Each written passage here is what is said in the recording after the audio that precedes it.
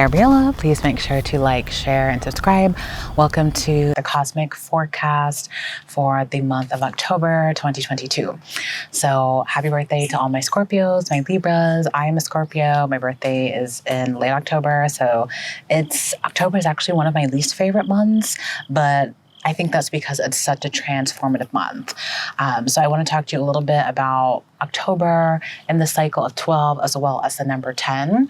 And then I'll get into, the cosmic forecast with the moon phases. We have meteor showers. There's so many interesting things going on this October. It's no surprise that the month of October, the themes that were given to me is that it is a month of new beginnings, a month of transformation, a month of manifestation, a month of cycle reset, and also a culmination point. There's so much light that's going to be coming that it's continually happening. It'll never really stop at this point, but the month of October specifically feels like almost like a halfway point. I had a video that I published earlier this year where I said that I didn't really feel like the energies of 2022 kicked in until about March. So because of that, I feel like March is the true new year for some reason or another. I know that it's technically January, the calendar says January. I consider this year to have started in March, and we're about 6 months from the time that I made that video roughly. So it feels very much like a halfway point, even though we're technically 2 months till the end of the year. It just feels like a moment to stop, pause, reassess, and reset, to tweak our ask to the universe with regards to what we want and what we need, so that we can make sure that we're as focused as possible moving forward in our manifestation process and our manifestation period. So the number 10 is, a number of completion, of culmination. It's a number of balance and a number of everlasting life.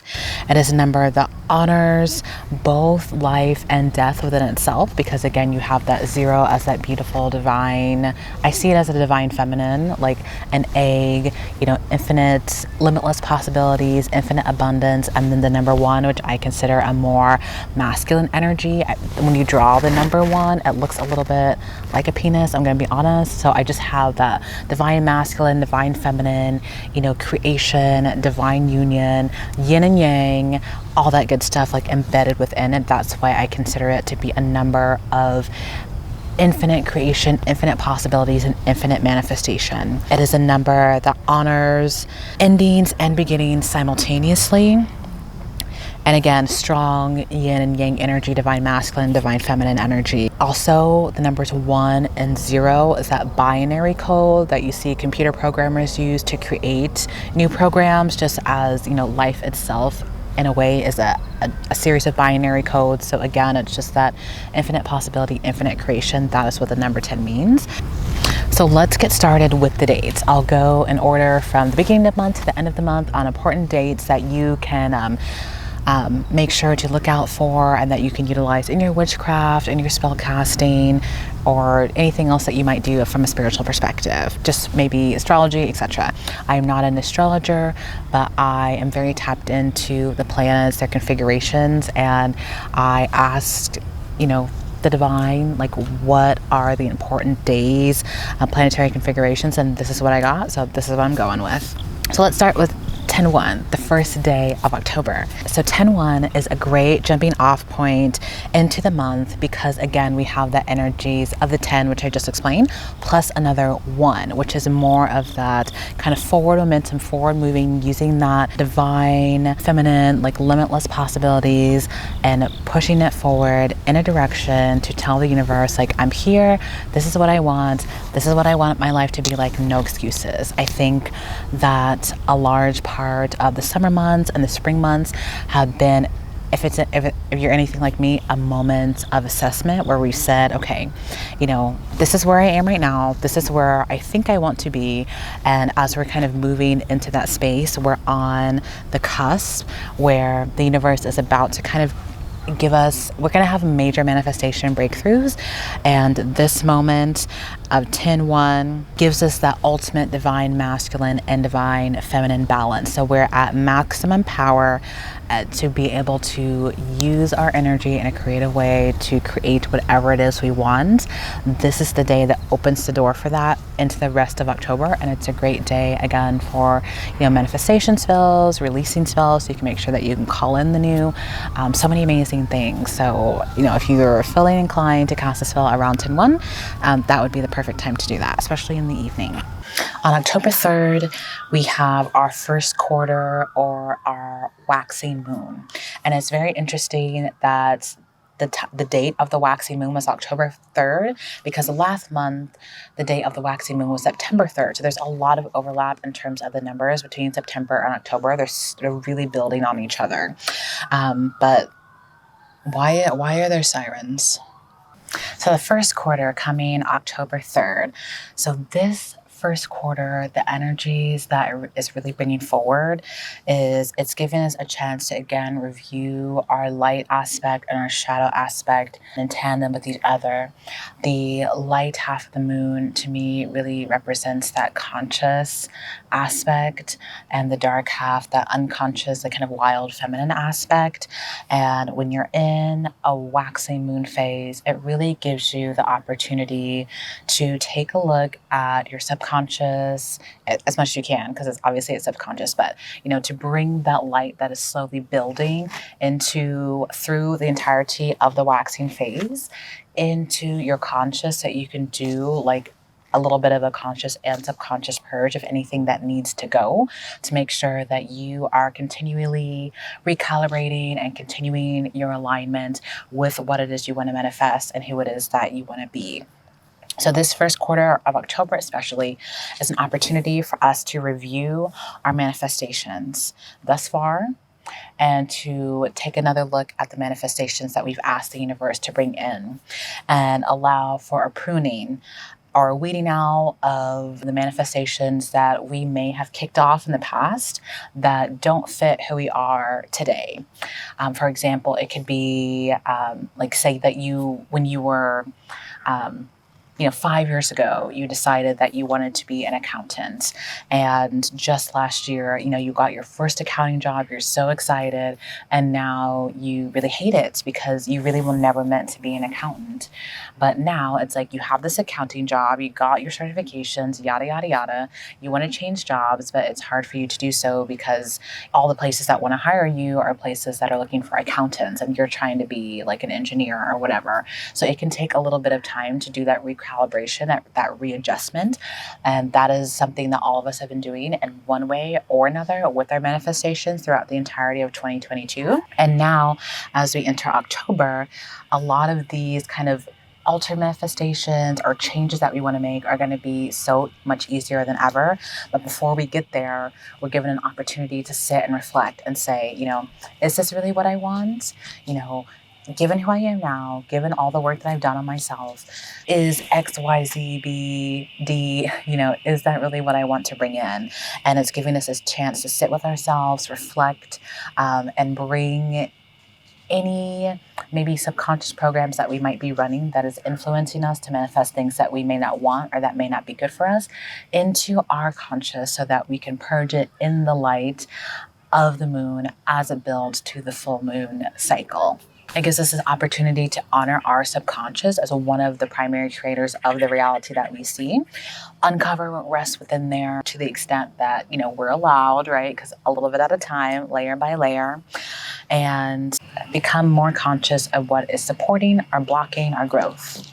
This is similar to selecting the best fruit from the tree, at harvest time. Say that, you're picking apples from the tree and you're sending that to market. You're not going to send every single apple, because every single apple maybe isn't quite right. Maybe some of them have worms in them, or etc. You would take the time, pick the best fruits, and then discard the rest, compost it, or whatever. So this is what this waxing moon period around October 3rd through around, I would say, like the 7th or 8th is about. On October 8th and 9th, we have a meteor shower. Apparently this occurs every year in the month of October.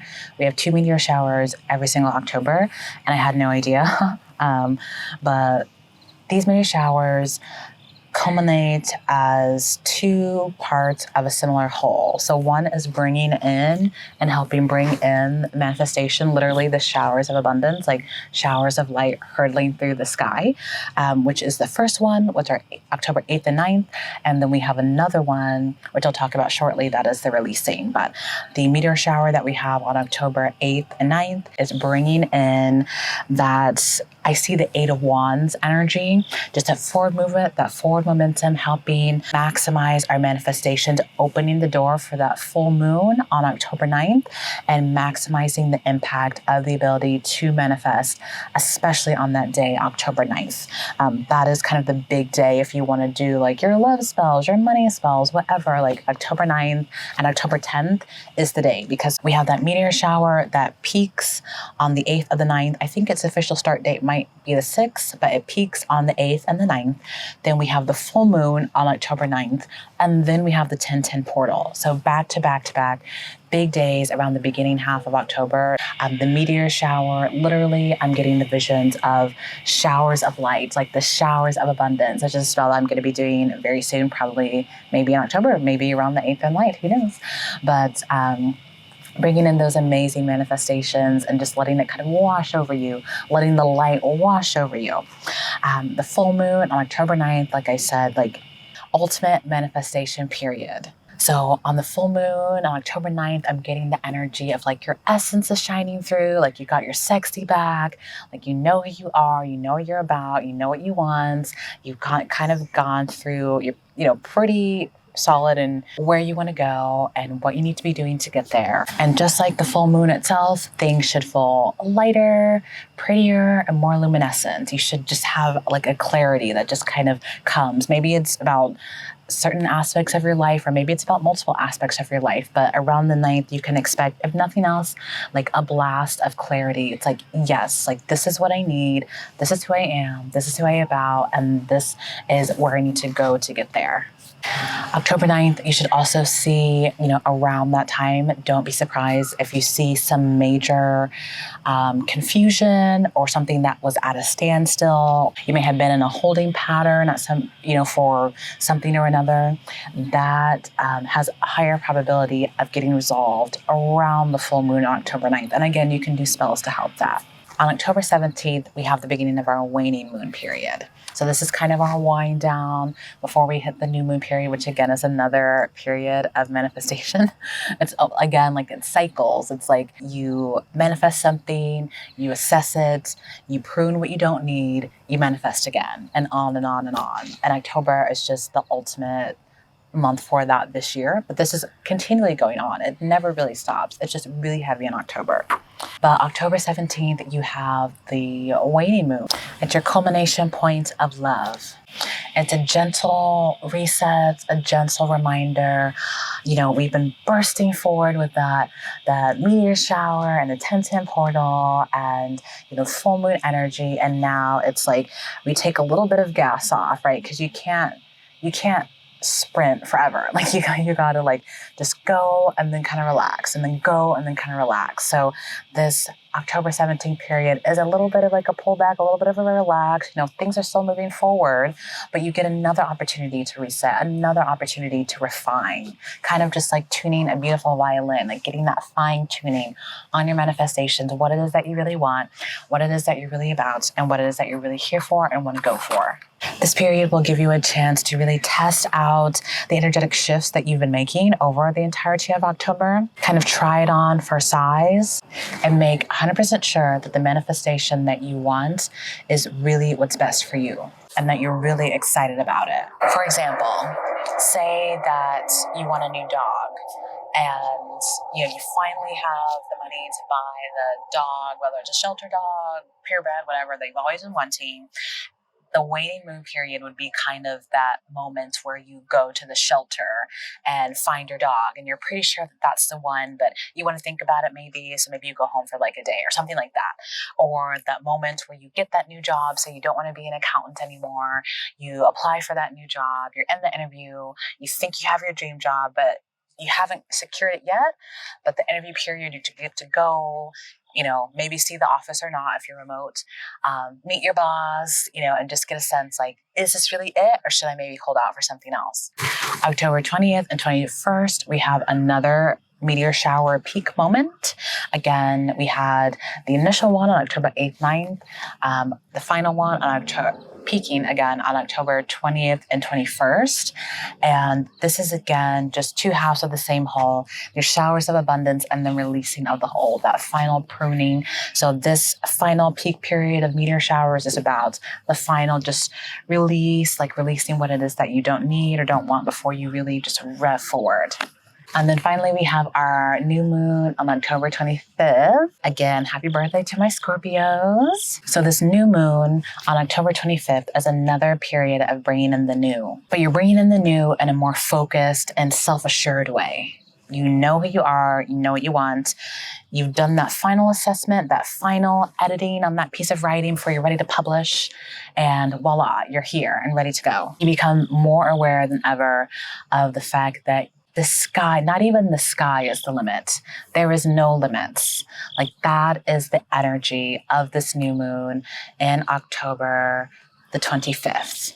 And that is highlighted by the fact that we also have a partial solar eclipse on October 25th as well. So this partial solar eclipse is going to work to help with that final subconscious release so that you can push forward, and it enhances the manifestations of the entire month that you've done, but especially in that October 25th time. Like I'm getting a vision almost of like a gateway, almost like warp speed, like I don't want to call it a black hole because I feel like black holes kind of have a negative connotation, because we don't know much about them technically, but I just see this like a wormhole jumping in that's created by the partial solar eclipse. And then the new moon, you're literally just like jumping in and just going with the flow and seeing where it takes you. But wherever it's good, wherever you're going. The eclipse and the new moon will make all of your manifestations accelerate towards you, just like in the face. So please note as we wrap up October that all of your dreams and goals are way, way closer than you even think. Sometimes our big goals like that house, that car, that man, self-love, yada, yada, that business, it feels like all the way over here. And you feel like maybe you're always kind of reaching. Just know as we wrap up October, like you are literally around the block from that shit. Like it's right here. Just because you don't see it yet doesn't mean that it's not already in your energy, already here. And, that final October period will just push it towards you, just like pat, like in the face. Like I'm just like splashing your face with water, like a beautiful, refreshing reset. Like that is what October is about. Endings, beginnings, transformations, all that good stuff. I also want to do a quick note on Halloween.